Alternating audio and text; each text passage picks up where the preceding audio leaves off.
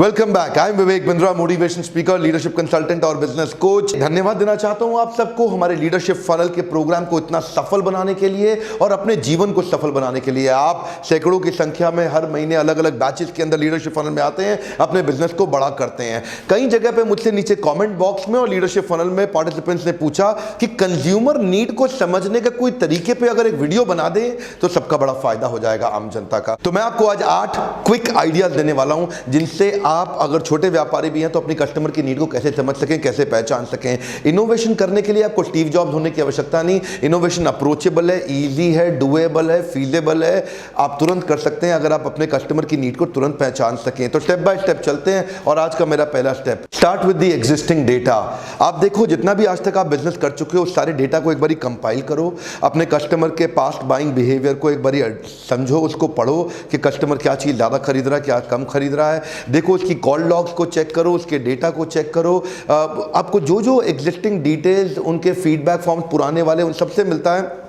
नया डेटा खरीदने का जरूरत नहीं है। एप्पल अपने रिटेल स्टोर्स पे ऐसा करता है कि जो भी लोग उसके मोबाइल खरीदने आते हैं तो उनके डेटा को वापस निकालता है, उसको एनालाइज करता है, उसको स्टडी करता है कि वहाँ पे कस्टमर कैसा बिहेव कर रहा है। तो ये एग्जिस्टिंग डेटा से कर सकते हैं। आइकिया जैसी और भी कई कंपनीज हैं जो चैट बॉट्स का इस्तेमाल करती हैं। आपको पता है, अगर नहीं पता तो सर्च करिए चैट बॉट के विषय में। एक आर्टिफिशियल इंटेलिजेंस बेस्ड सॉफ्टवेयर होता है जिसमें आप मेरे साथ चैटिंग करें तो मेरे नाम का एक चैट बॉट होगा जो कि ऑटोमेटिकली आपको रिस्पॉन्ड करेगा और आपको ऐसा लगेगा कि जैसे मैं ही आपको रिस्पॉन्ड कर रहा हूँ। आपको पता भी नहीं चलेगा, लेकिन वो एक कंप्यूटर ही रिस्पॉन्ड कर रहा होगा और वहां से भी डेटा कलेक्शन होता है जिसको आप स्टडी कर सकते हो। सेकंड पॉइंट है interview the internal stakeholders. ये इंटरनल स्टेक होल्डर्स कौन है? आप क्या करिए, सबसे पहले जो जो कस्टमर के साथ इंटरेक्ट करता है आपकी टीम में से उनको बिठा लीजिए और उनसे पूछिए कि कस्टमर क्या सिग्नल दे रहा है। देखिए, कस्टमर की नीड्स आपको आइडेंटिफाई करनी है तो अपनी सेल्स की टीम को बुलाइए, सर्विस की टीम को बुलाइए, डिलीवरी की टीम को बुलाइए, जो भी कस्टमर के साथ इंटरेक्ट करता है उन सबको बुलाइए, उन सबको इकट्ठा बिठाइए, बैठिए, उनसे पूछिए कि कस्टमर ने वहां क्या सिग्नल दिए। जो एग्जिस्टिंग स्टेक होल्डर्स हैं, अंदर के लोग हैं, उनको कहीं ना कहीं एक्सट्रीम सेटिस्फैक्शन और एक्सट्रीम डिससेटिस्फैक्शन के सिग्नल्स मिले होंगे जहां से आपको कस्टमर नीड का काफी आइडिया लग जाएगा। तीसरा quick point, identify the pains and gaps in the customers buying process. Customer आया, जब माल खरीदता है ना, उसको खरीदते वक्त वो 10-15 मिनट के अंदर जो उसका बाइंग प्रोसेस है उसके अंदर ढूंढिए कोई गैप्स हैं क्या। मान लीजिए आपका एक पंजाबी रेस्टोरेंट है, वहां बढ़िया पंजाबी लोग खाना खाने आते हैं, तो उधर एक पंजाबी आदमी आता है, उसको बड़ी भूख लगी हुई है, वो कहता है जी बढ़िया नॉर्थ इंडियन खाना खिलाओ कुछ, आज तो मजा आ जाए। तो आपको बोलता है ऐसा करो जी, 100 शाही पनीर दे दो, एक दाल मखनी दे दो, एक मिक्स वेजिटेबल भी दे दो और थोड़ा सा कोई डेजर्ट करा दो, लच्छा पराठा और बटर नान लगा दो, साथ में सैलड वैलड लगा करके दो, कुछ बढ़िया से खाएंगे। अच्छा, बहुत बढ़िया खाना तो उसको मिल जाएगा, कोई दिक्कत नहीं है, पर थोड़ा सा एक इशू है। इशू ये है कि उसको अकेले के खाने के लिए अब सारे कंप्लीट पोर्शंस खरीदने पड़ेंगे, complete portion of dal makhani, shahi paneer, mix vegetable, तो वो उसको कॉस्ट भी ज़्यादा पड़ गया और खाने की वेस्टेज भी होगी। तो जैसे ही आपने देखा कि यहाँ पे उसके बाइंग प्रोसेस के अंदर एक गैप क्या आ रहा है, उसकी कॉस्ट बढ़ रही है और खाने का वेस्टेज हो रहा है, तो आपने क्या किया, आपने उसके लिए एक अच्छी थाली बना दी जिसके अंदर थोड़ा ही दाल मखनी, थोड़ा ही शाही पनीर, एक स्मॉल राइट पोर्शन जो एक आदमी के लिए काफ़ी रहता है, और वो सब बना के उसको 275 में दे दिया। अब उसकी कॉस्ट बहुत सारी बच गई, उसको सब चीज़ों का टेस्ट भी पूरा हो गया और वो क्या बोला, वाह जी वाह, इसी रेस्टोरेंट में दोबारा आऊँगा। चौथा पॉइंट है scanning all interaction touch points. Scanning all interaction touch point का मतलब क्या है? एक कस्टमर जो आपका कस्टमर नहीं बना है अभी, वो कस्टमर जो आपका कस्टमर बनने वाला था, अभी से वो आपसे कैसे इंटरैक्ट कर रहा है, किधर किधर इंटरैक्ट कर रहा है, और इस इंटरैक्शन के बाद वो सारे प्रोसेस को स्कैन करो। कब कब कहाँ पे उसके टच पॉइंट्स है आपके साथ इंटरैक्शन के, डायरेक्ट या इनडायरेक्ट, सबको स्कैन करो और लॉयल कस्टमर बनने तक कितने टच पॉइंट्स हो सकते हैं सबको स्कैन कर लो, सबको लिखो, उस पूरी जर्नी को लिखो, उस पूरी जर्नी को मैप आउट करो स्टेप बाय स्टेप। देखिए, मारुति को ना 16 बार 16 साल तक लगातार बेस्ट कस्टमर सर्विस का अवार्ड मिला है दुनिया के अंदर। उसने Guinness book of world record कायम कर लिया। क्यों? जेडी पावर सर्वे के अंदर। ये जो कस्टमर सेटिस्फैक्शन सर्वे में मारुति ने क्या किया, एक आदमी मारुति की वर्कशॉप में जाता है अपनी गाड़ी को लेकर के, तो उसके जॉब कार्ड खोलने से लेके, सिक्योरिटी गार्ड से लेके, उनके वॉशरूम से लेके, उनको पानी पिलाने वाले लड़के से लेके, बिलिंग काउंटर से लेकर के जितने भी टच पॉइंट्स हैं, जो भी आदमी आता है बाद में सेटलमेंट करता है, कोई उनको स्पेयर पार्ट देता है, तो जितने लोग हैं सारे टच पॉइंट में एक्सीलेंस क्रिएट करने का उन्होंने कोशिश किया, जिससे कस्टमर सेटिस्फैक्शन सर्वे में मारुति का नाम हमेशा ऊपर चला जाता है। जाता है। फॉर एग्जाम्पल, अगर आपका एक फर्नीचर का शोरूम है और आपकी दुकान में कोई आदमी फर्नीचर खरीदने आता है, तो फर्नीचर खरीदने आने से पहले वो आपके बारे में वेबसाइट में देखता है, वो आपके बारे में पहले फेसबुक पे देखा, फेसबुक से वो क्लिक करके आपकी वेबसाइट की लैंडिंग पेज पे गया, वहां कैसा उसका एक्सपीरियंस रहा। अगर वहां एक्सपीरियंस अच्छा रहा तो वो और आगे जाएगा, नहीं अच्छा रहा तो गूगल पे अपने कॉम्पिटिटर के पास आपके चला जाएगा। अगर अच्छा रहा वो और आगे गया तो वहां जाकर उसने फॉर्म भरा, इंक्वायरी जनरेट हुई, इंक्वायरी के बाद आपकी टीम ने उसको कॉल बैक किया, हाँ जी आपने फर्नीचर के बारे में इंक्वायर किया था जी, हेलो कैसे हैं आप, हम लोग ये फर्नीचर का सर्विस देते हैं। अगर उस टच पॉइंट पर उसका एक्सपीरियंस अच्छा रहा तो आप उसके साथ शोरूम जाएंगे। शोरूम जाते वक्त रास्ते में पहले पार्किंग आएगी, आप पार्किंग देखेंगे कैसी है, वहाँ पे आपका एक टच पॉइंट हुआ। उसके बाद एक सिक्योरिटी गार्ड वहाँ से एंट्री किए, वहाँ टच पॉइंट फर्नीचर देखा, उसके प्राइस टैग देखे, उसकी ब्यूटिफिकेशन अपने शोरूम स्टोर में देखा कितना सुंदर है। आपने जाकर देखा कि वहाँ पे जो कंपैरिजन दिए हुए थे, जो डिज़ाइंस थे, जो रिक्वायरमेंट्स थी वो पूरी थी।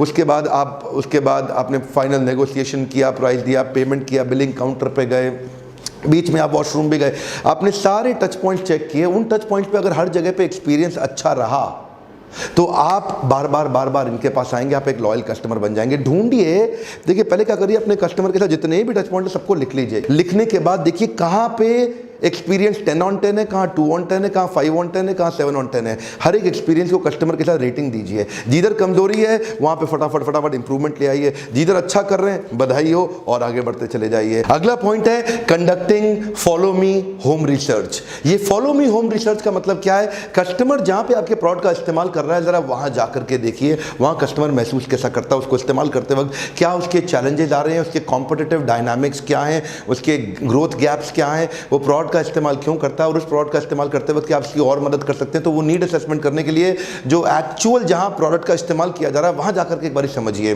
देखिए फॉर एग्जांपल, आप में से कई लोग हमारे IVR नंबर पे फ़ोन करते हैं, ये जिस पे आप बात करके हमारे काउंसलर से बात करते हैं, जी मैं लीडरशिप फनल का मुझको क्या फ़ायदा होगा, ऐसा करके आप बात करते हैं। तो ये है हमारा IVR नंबर। ये क्या है हमारा IVR नंबर।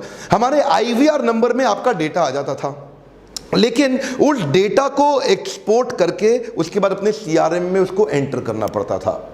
तो ये अपने आप में एक मैनुअल प्रोसेस था जिसमें कई गलतियां भी होती थी, कभी छूट भी जाता था, कभी भूल भी जाते थे, तो आपका डेटा छूट जाता था जिससे हमको कॉल बैक नहीं कर पाते थे। लेकिन फिर क्या हुआ, हमने अपनी एजेंसी को बुलाया, अपने पार्टनर को बुलाया, अपनी IT कंपनी को बोल के हमने क्या कहा कि हमारे IVR को और हमारे CRM को इंटीग्रेट कर दो। इंटीग्रेट किया, अब आप हमें कॉल करते हैं, अगर हम उसका डेटा नहीं भी सेव करें, कॉल मिस भी हो जाता है तो अपने आप CRM में एंटर कर जाता है और नेक्स्ट डे आपको कॉल बैक आ जाता है हमारी टीम की तरफ से कि आपने डॉक्टर बिंद्रा के ऑफिस में फ़ोन किया था, how can we help you. और फिर अगर आपको लीडरशिप फनल में आना होता है तो आप पहुंच जाते हैं। तो ये क्या है, ये अगर हमारे होम में जहां पे आकर के जो हमारा ऑफिस लोकेशन है वहां पे आकर के अगर ढूंढोगे तो उधर भी आपको गैप मिल जाएगा जिससे आप कंज्यूमर की नीड को आइडेंटिफाई कर सकते हो। जो भी आप बेचते हो अपने हिसाब से सोचिए, जो भी आप बेच रहे हो, जो भी आप सर्विस दे रहे हो, देखिए आपका कस्टमर उसका इस्तेमाल क्या कर रहा है। डस्टर जो गाड़ी बनाई रेनो ने, वो जैसी उन्होंने अपने देश में बनाई वैसी नहीं बनाई, यहां पे लाने के बाद उसने 42 मॉडिफिकेशन ला करके दिए। हमारे देश में रगिड डिजाइन की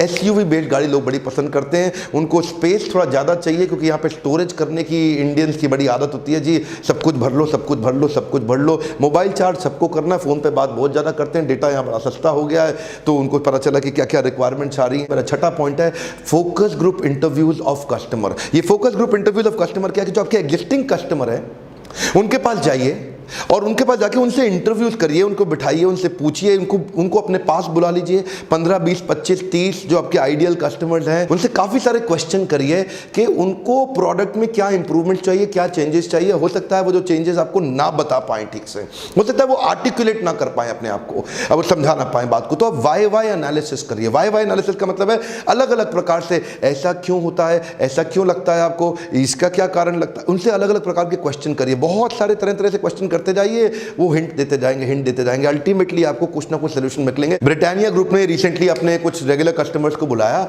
और वो सोच रहे थे एक प्रोडक्ट को लॉन्च करने के विषय में। उन्होंने देखा इंडिया में मिठाई के अंदर काजू कतली ओए होए बहुत जानदार लगती है, काजू की बर्फी सबको पसंद आती है। इन्होंने क्या सोचा, यार बिस्किट के अंदर अगर काजू की बर्फी, काजू कतली डाल दें तो यार लोगों को मजा ही आ जाएगा, वो तो कहेंगे यार क्या बिस्किट के अंदर काजू की बर्फी। तो इन्होंने उनको टेस्ट कराने की कोशिश करी, थोड़ा एज एन एक्सपेरिमेंट, लोगों ने तुरंत रिजेक्ट कर दिया, बोलो मत करो, नहीं चलेगा, मत करो नहीं चलेगा। इससे क्या हुआ, इस फोकस ग्रुप डिस्कशन के जरिए इनको कस्टमर के सिग्नल्स मिल गए, इन्होंने बड़ा गलती करने से पहले ही बच गए। और सातवां पॉइंट, एनालाइज योर कंपटीशन। देखिए कंपटीशन को एनालाइज करने के लिए बेसिक सा स्वॉट एनालिसिस, हो सकता है आपने एमबीए में पढ़ा हो, अगर हो सकता है पढ़ने के बाद भी समझ में ना आया तो उसके ऊपर पूरा एक वीडियो किसी दिन मन करता है जरूर बना दूंगा। स्वॉट एनालिसिस क्या होता है, इसमें दो पार्ट होते हैं, एक होता है स्ट्रेंथ वीकनेस और दूसरा होता है अपॉर्चुनिटी थ्रेट, SWOT।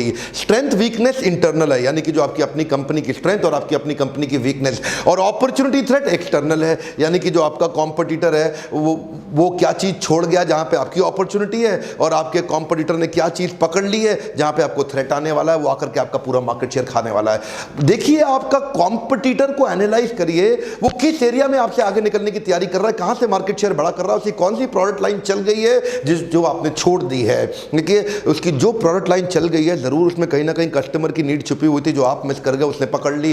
कंपटीशन को भी हमेशा नजर रखिए, देखिए क्या कर रहा है आपका कॉम्पिटिटर, उस पर नजर छोड़ना नहीं, वहां से भी आपको काफी आइडिया लगेगा। और आठवां पॉइंट बड़े कमाल का, ये क्या है, diary study and feedback form. Feedback form एक ट्रेडिशनल तरीका है चेक करने का, लेकिन इस ट्रेडिशनल तरीके को, इस कन्वेंशनल तरीके को नॉन कन्वेंशनल तरीके में कैसे आप कन्वर्ट करेंगे, इससे आप नेट प्रमोटर स्कोर निकाल सकते हैं। ये नेट प्रमोटर स्कोर के विषय में डिटेल में जानना चाहते हैं, टाइप करिए net promoter score bye Vivek Bindra. मेरा इसके ऊपर एक वीडियो भी है जहां पे आप कस्टमर सेटिस्फैक्शन सर्वे को समझ सकते हैं।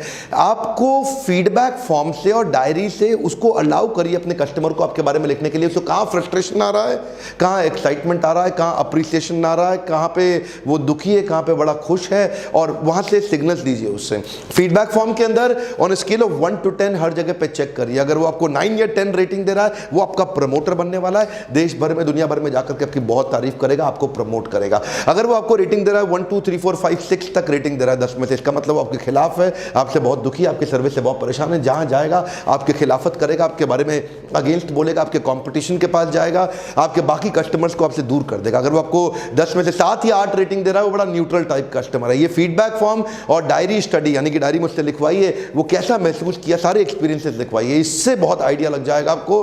तो ये 8 तरीके जिनसे आप कस्टमर के सिग्नल्स को, उनकी नीड्स को, कंज्यूमर नीड को स्टडी कर सकते हैं, एनालाइज कर सकते हैं, कंज्यूमर बिहेवियर के बेसिस पर जाके प्रोडक्ट को बिल्ड किया जाता है। ये तो थी आपके लिए कुछ नॉलेज। इसके लिए जो फ्रेमवर्क्स हम लोग लीडरशिप फनल में देते हैं, हमारे कई बैचेस ग्रेजुएट हो गए, वो कंप्लीट हुए, उनकी लाइफ में बड़े चेंजेस आए, उनके बिजनेस में जेक कर आ गए हैं, टर्नओवर बढ़ गए हैं, ग्रुप की ग्रोथ बढ़ गई है, इन्हीं फ्रेमवर्क्स को इंप्लीमेंट करके, कि जिससे आप अपने कस्टमर को उसके नीड को समझते हैं, प्रोडक्ट को बिल्ड करते हैं, एक्वायर करते हैं, कस्टमर को रिटेन भी कर जाते हैं। मेरा मन कर रहा था कि मैं आपको एक कस्टमर को रिटेन कैसे किया जाए और रिपीट रेफरेंस कैसे लाया जाए, उसके ऊपर भी एक वीडियो बना करके दूं। बहरहाल लीडरशिप फनल को अगर आप ज्वाइन करना चाहते हैं इसी नंबर पर जरूर फोन करिए। जो लोग नए आए हैं, नए सब्सक्राइबर्स हैं, उनको फिर से याद दिला दूं, फोन करके काउंसलर से पूछिए कि क्या लीडरशिप फनल आपको किस प्रकार से मदद कर सकता है। रात को देखें, रात को फोन करो, दिन में देखें वीडियो, दिन में फोन करो, कभी भी फोन करो। और तीसरा पॉइंट मेरा कि आज नीचे आप बताइए कि अगली कौन सी बिजनेस में प्रॉब्लम है जिसके ऊपर आप चाहते हैं मैं आपके लिए वीडियो बना दूं। सब्सक्राइब आपने जरूर किया होगा, अपने दोस्तों से भी बेल आइकॉन हिट कराइए ताकि उनको मदद हो सके। इस वीडियो को शेयर करने से, आपके शेयर में बड़ी ताकत है,